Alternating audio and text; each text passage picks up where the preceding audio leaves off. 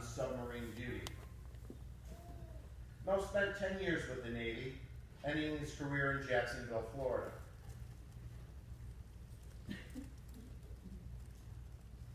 He then was with Lockheed Martin for 25 years. While in Huntsville, Alabama, he ended his career with Lockheed Martin. Recently, he and his husband, John, our pianist, moved to Blue Ridge, where he spends his time gardening, tending his chickens, and his aviary of finches. Ragnar, their dog, also lives there with them. He's known as Rags, and he helps keep the predators away from the small farm. Mel also takes very good care of his husband, John. So he says, is that true? Okay. Anyway, I would like to introduce you to my brother from another mother, Mel Tidwell.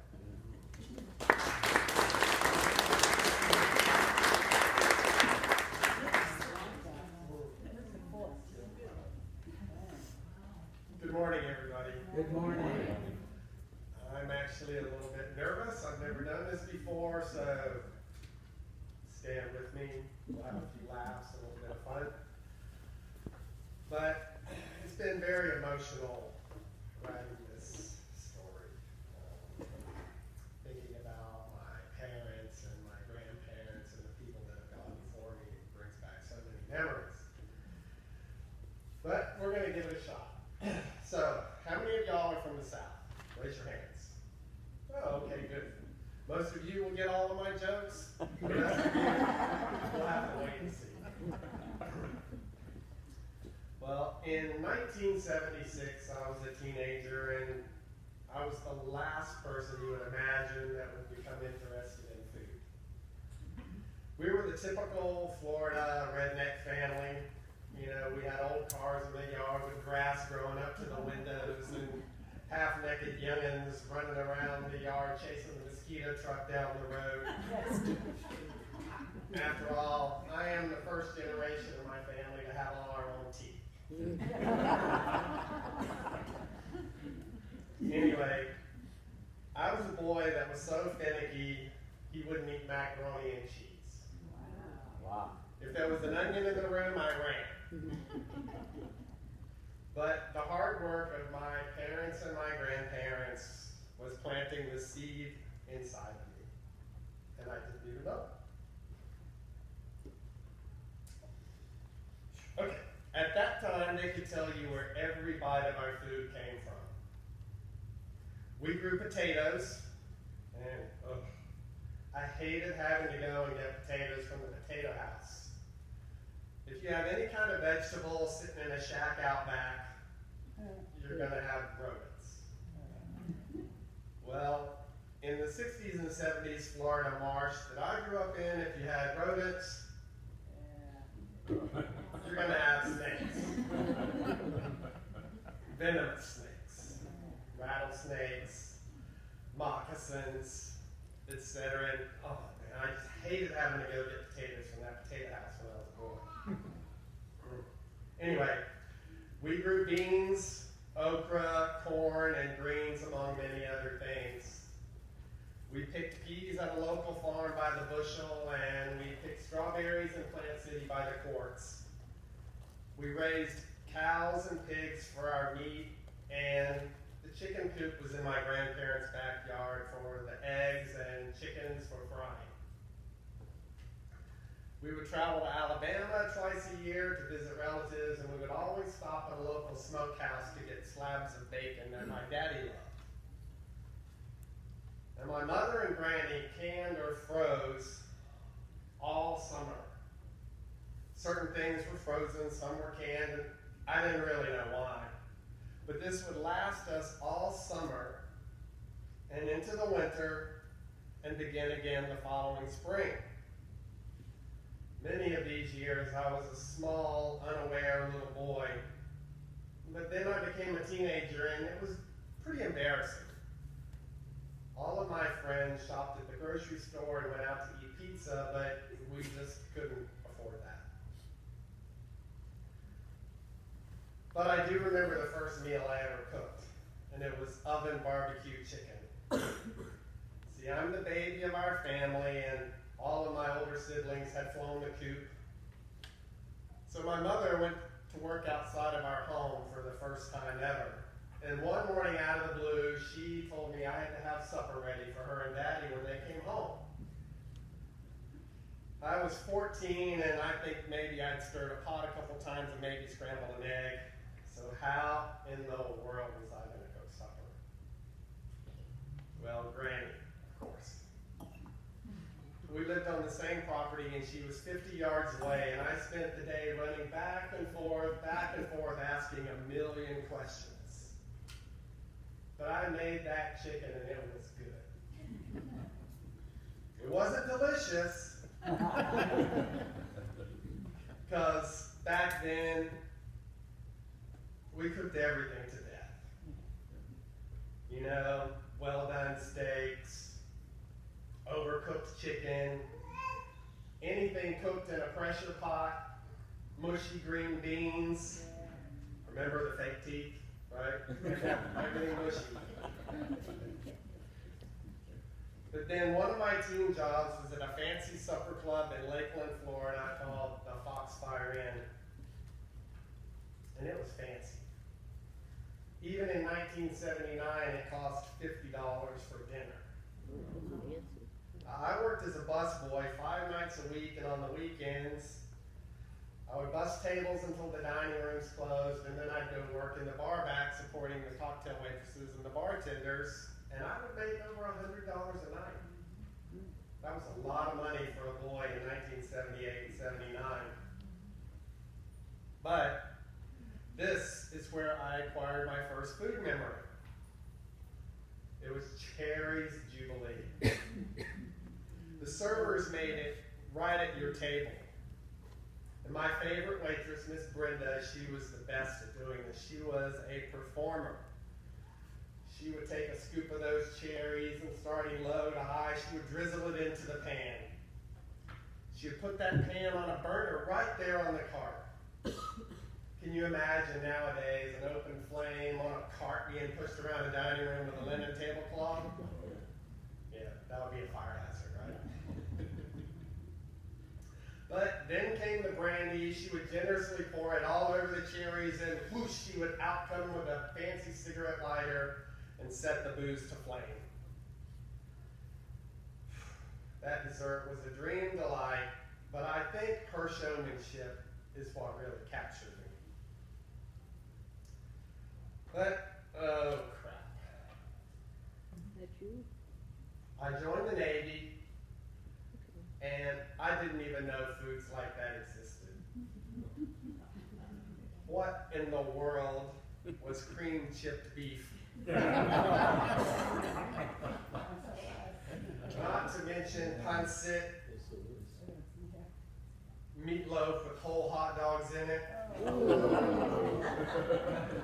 Okay, I'll jump ahead a little bit here, but in the latter part of my naval career, my mom and dad joined me on a family day cruise on one of my ships, and they served meatloaf. Well, my dad's piece of meatloaf had a slice of hard-boiled egg in it, and he wondered what in the world had we been eating. You know, they still knew that picky little boy, so every other month or so, they would send me care packages whenever I was deployed overseas. It would contain cans of tuna and chicken and granola bars and home-baked cookies from my Granny Hallman. They still thought that I was that picky little boy. But anyway, going back on point, I've never had real lasagna before I joined the Navy. My mother once spent an entire day making a pan of this food from the Italian gods of big bellies, sustenance, and frying garlic. She was so proud of herself as she was walking across the kitchen to put it into a wall oven that was too tall for her stature. And plop. She slipped and fell with the pan, and it splattered across the entire kitchen floor. She began to squall as I had never seen my mother do. Her sobbing, and crying continued until my father arrived to see her in the kitchen floor, surrounded by what looked like the remnants of a slasher film. But he immediately came to her rescue by driving to the nearest store, which was 5 miles away. It was the Gibsonia supermarket. And he bought cans of Chef Boyardee lasagna. Right? Needless to say, we all had the runs for 3 days.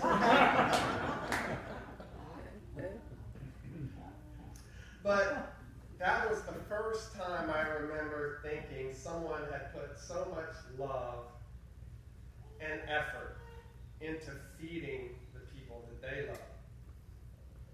She had worked so hard to go outside her comfort zone to make something special. And I was silly and still didn't truly understand what love and devotion my parents and grandparents were putting into producing our bounty. So, as I began to travel through different places in the Navy, I was forced to at least try new things, and especially upon my arrival in Hawaii. OMG, y'all. Now I was into an entirely different culture. I remember my first bite of huli huli chicken. Back then, there were guys standing on the side of the road with charcoal grills, cooking and selling this sweet and savory blend of chicken nirvana. Then the Korean food, the kalbi beef with 2 scoops of macaroni salad, the Chinese steamed buns, the sushi, the sashimi, the scrambled eggs with Portuguese sausage and rice we show you for breakfast. I was now about 20 years old and hooked, but still hadn't experienced the love you receive by pouring your time and soul into creating a food experience for the ones you love. That happened for me in a 2-step process. I was living with some friends in an apartment in Waikiki Beach. We were all hungover, but as sailors back then do, we made a jug of tequila sunrise and headed for the beach. After hours of baking in the sun, we returned to the apartment famished, but with very little money. So I went into the kitchen and I believe I grabbed everything in the fridge, freezer, and pantry. And out came this delicious chicken casserole. Of course, it was made with cream of mushroom soup, because I'm Southern, right? It was well received by the starving guys that were already lit from the booze and probably would have eaten Ellie Mae Clampett's biscuits by that point. But, however, the next time I visited my family back in Florida, I made this same thing. Then I knew I could make people happy by giving them a little of my time and a few ingredients. They still love it when I make this casserole, and I occasionally pull it out during a family gathering to feed the masses, and they still love it to this day. Though I still hadn't found my absolute passion for feeding people, I continued to explore the cuisines of the countries I visited. The kapsa and rice in Saudi Arabia, the lumpia and adobo in the Philippines, the beetroot on a burger in Australia. Yeah. I was in a small town in Western Australia called Geraldton in 1984. And it was a tiny, tiny town. That would be an understatement. But anyway, I was in a local little shop and decided to stay safe by ordering a burger. Can't go wrong with a burger anywhere in the world, right? It's a classic American. Well, I took that first bite and I spit it out right onto the plate. Who in the bleepity bleep puts a slice of red beet on a burger? Well, come to find out, the flippin' Aussies do. Well, the passion I later realized was the result of a trip to the San Diego Zoo many years later with my sister, the one true love I've had since birth. She was in her 40s and still would not eat potato salad or anything mixed with mayonnaise. However, that day at the zoo, it was the only side item available at the little sandwich stop. We decided to grab a quick lunch, and we were very hungry. So, much to her amazement, she loved that potato salad. It wasn't the traditional southern style with mustard. It was made with red potatoes and a mix of fresh herbs. And I decided that I could recreate this at home for my sister. She and the entire family were impressed. They had never had any other potato salad except the one with the mustard, the pickle relish, and the required boiled egg. To this day, I still call it my sister's potato salad, and she makes it for herself now. But this gave me my aha moment. I began collecting food memories from all over the world, like going out for a night of flamenco dancing and eating langoustine and tapas with wine on the coast of Spain. I've had the best shawarma in Egypt along the Red Sea. I've eaten sea slugs in Hong Kong and rooster balls in Taiwan at a lavish Chinese wedding. My friend's wife in Turkey would cook me karnıyarık every time I would return to that country because I love it so much. But then I found my food heaven. In a tiny Laksa kitchen, no bigger than half the size of the one in the church. And it was in Sydney, Australia, inside of a local pub/theater. My coworkers and I would slip down at least once and hopefully twice a week to enjoy this Malaysian ambrosia. The person taking our order standing at the kitchen, they didn't speak great English. He or she, because we were never really sure, would take our order, and my coworker Kevin always wanted the bean curd laksa, but being the wanker Kevin was, always ordered a bean turd laksa. And the person would look at him like he had lost his mind. Kevin is a wanker. However, I love laksa. This is my favorite thing I'd eat anywhere on the planet. Well, I spent a lot of time in Sydney. I spent about 7 to 8 months out of the year for 4 years in a row working on a contract for Lockheed Martin. And I learned a big lesson about food love being a give and take experience there. When we had completed our multi-year contract, our Australian shipyard manager, Chris Anderson, invited me and my coworker Kevin home for dinner. And I always felt it was a blessing to be invited to someone's table. I stopped and bought wine and flowers for Chris's wife because I'm old-fashioned and Southern. I don't show up empty-handed at anybody's house. But we arrived on time for cocktail hour. Of course, I'm not going to miss cocktail hour. But as we were relaxing and chatting about life, he informed us that his mom had slaughtered a spring lamb on the ranch that very morning and had brought a roast into the city for our dinner.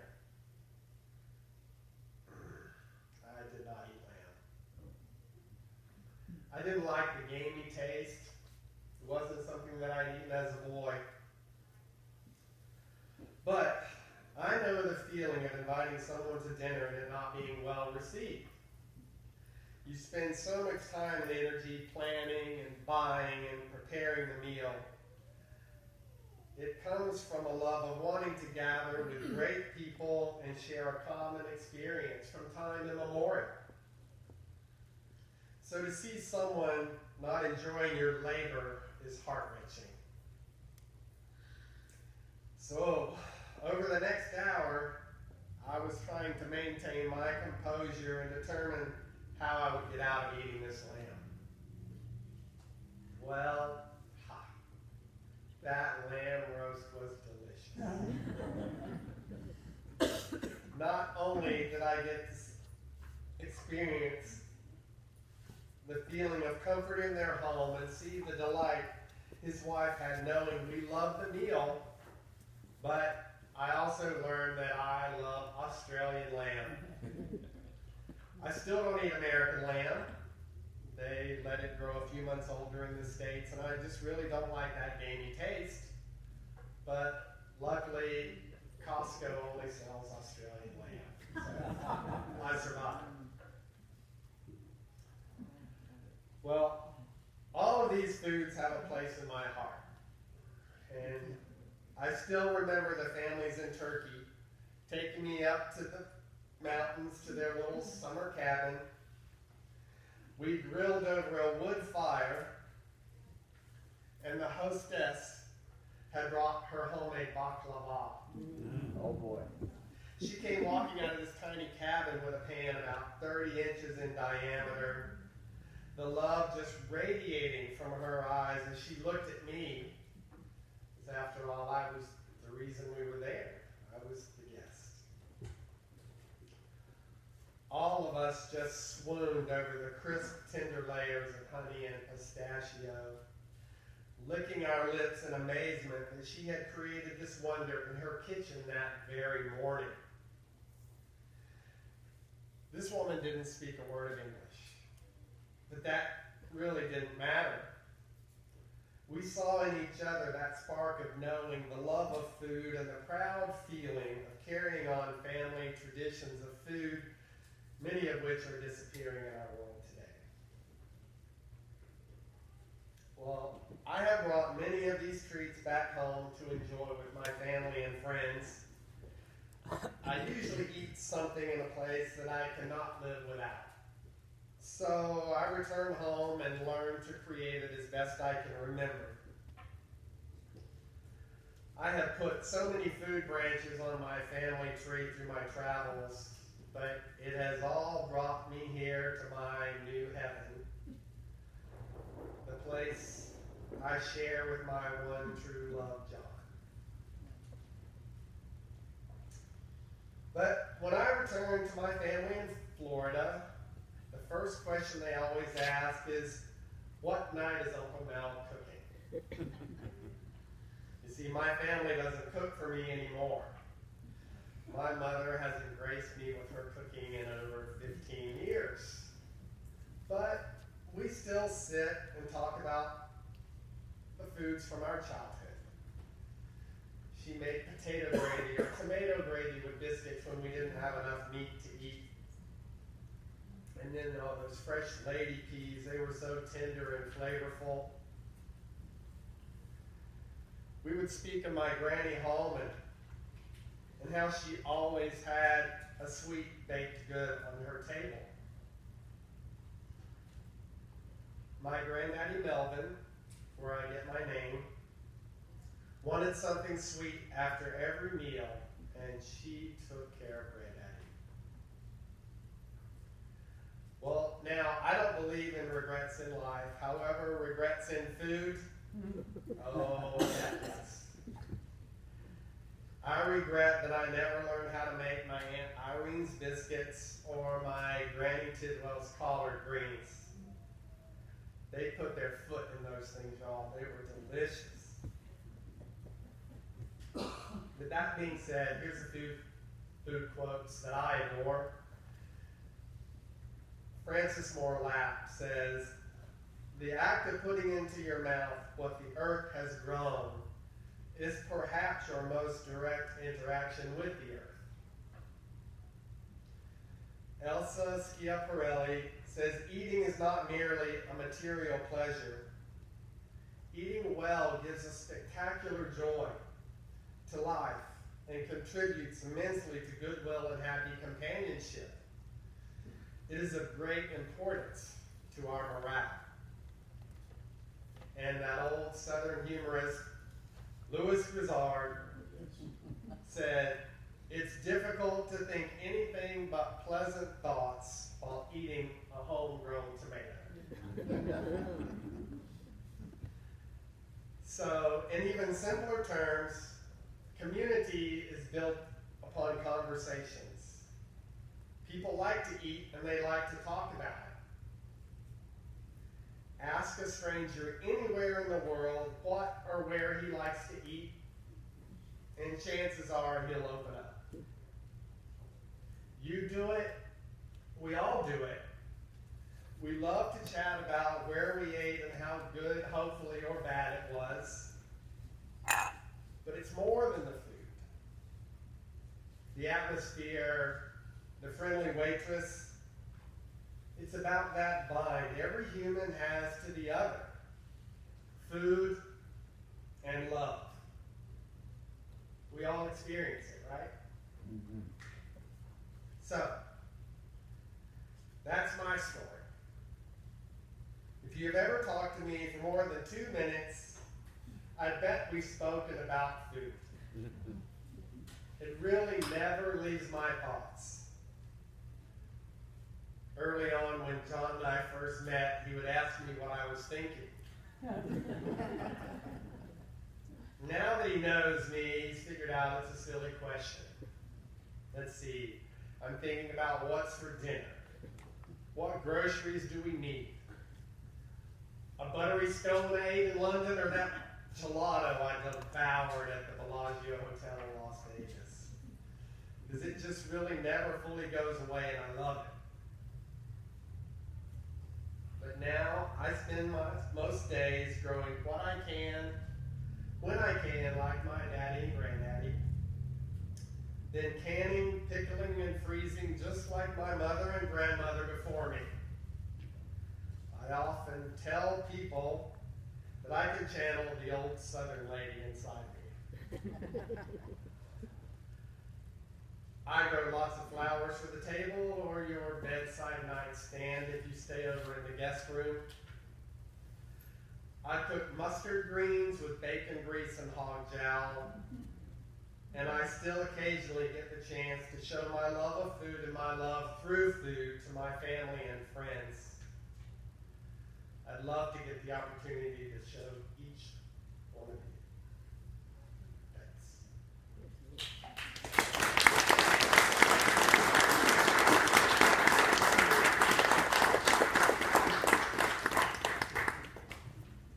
Thank you, Thank Al. you, sir. Oh, brings back lots of memories of relatives and grandmas and